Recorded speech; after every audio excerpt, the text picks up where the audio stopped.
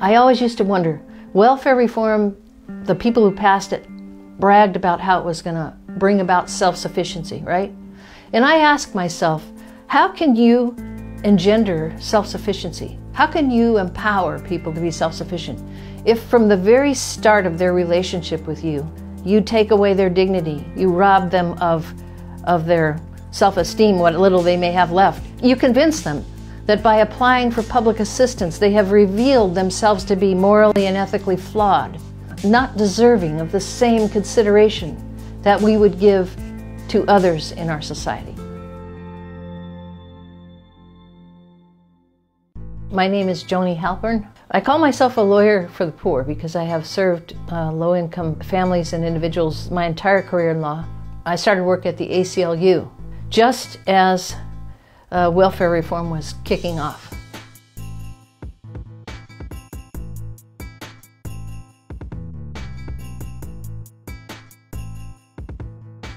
When a person applies for public assistance, they naturally have to verify every conceivable thing about their lives. And if there's an inconsistency or suspicion, that has normally been referred for investigation by fraud investigators. But Project 100% was a so-called extension of the eligibility process.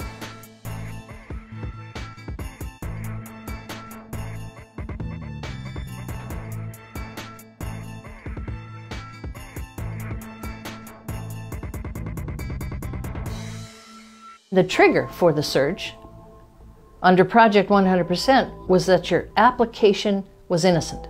You met all of the requirements for eligibility. You passed all the verification requirements. You overcame all the obstacles. You did the face-to-face interviews. You showed up with all your documents. And you came out eligible for this meager little bit of public assistance. And Project 100% said, we're not finished with you yet. We need to do a walkthrough and a re-interview inside your house. The kinds of things that I was seeing as Project 100% rolled out were that their houses were being ransacked. It wasn't like a walkthrough, it was like they were being ransacked. The investigator comes out and finds 3 toothbrushes in a household that said there was a parent and a child. I don't know, what's 3 toothbrushes doing there, you know? Medication, prescription in the medicine cabinet that had been left by the parent when he took off, you know, the father of the kids. What's it doing in there? What are you doing with Victoria's Secret underwear? You're not supposed to be able to afford that. Looking at their mail, making them dump their purses out on the bed. It's an unannounced, unscheduled home call designed to catch you in the act.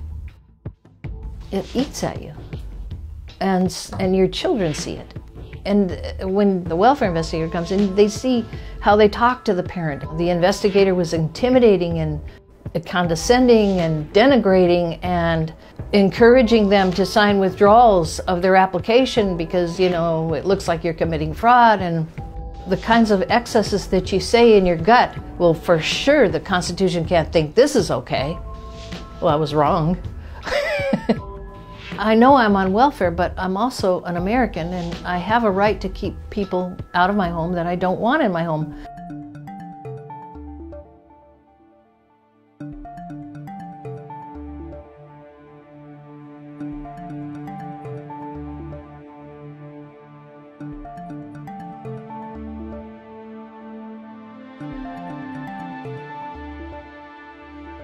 In Sanchez, the investigators not just went into the house, they went everywhere in the house. This was not being done by a social worker, it was being done by a fraud investigator who is charged with the work of finding fraud. It wasn't about rehabilitating anybody from poverty.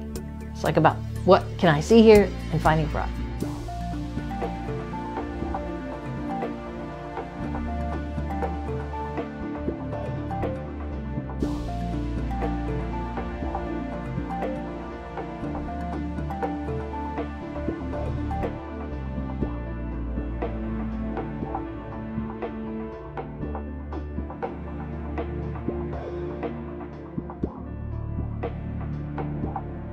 It's shocking, I think, for any one of us who has been raised to think that there are certain minimum thresholds of decency that the Constitution protects.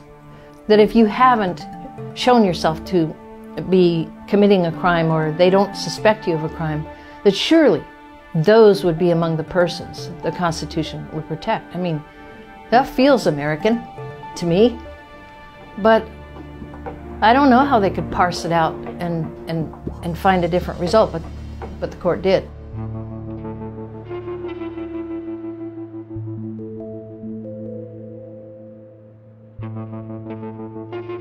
I'm not a person who has a gripe against government being government, because I think that at the bottom, government has a mandate to take care of its people. It has a mandate to hold people accountable. It has a mandate to, to try to keep us honest. So if you want to keep your jobs, great, but how about if we do this? How about if instead of doing 10 searches a day of parents' homes whose applications are profoundly innocent, how about if you devote some of your manpower to consumer protection of all the ways that low-income people get taken advantage of?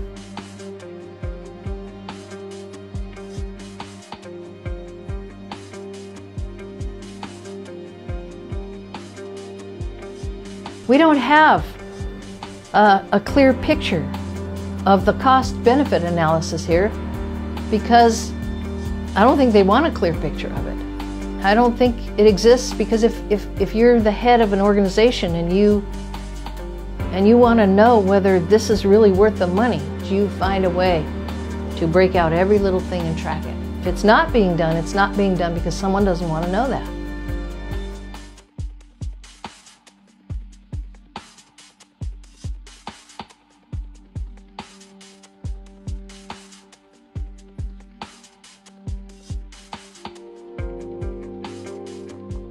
To think about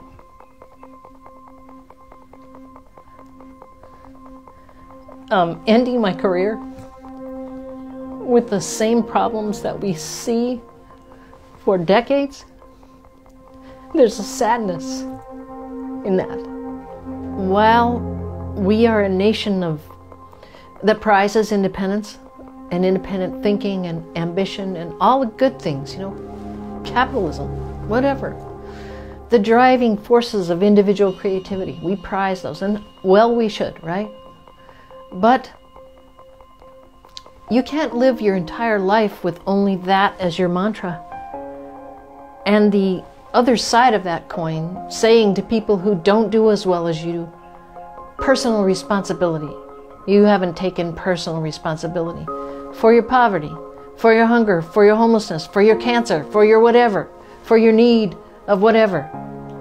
And to say that to them as the backside of that statement about independence and how much we prize it is a lie, because we're human beings and we need each other.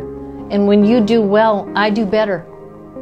And when we feed the kids properly and we educate the kids properly and we let their parents develop skills they might not have had, we lift ourselves up as a country. And I don't know how it is that we ever forgot that. I don't know where we left it. Where on the trail did we leave it? Until now we're shouting at each other and pointing fingers at each other and hating each other and hating the poor. Why? What good has that ever done our country?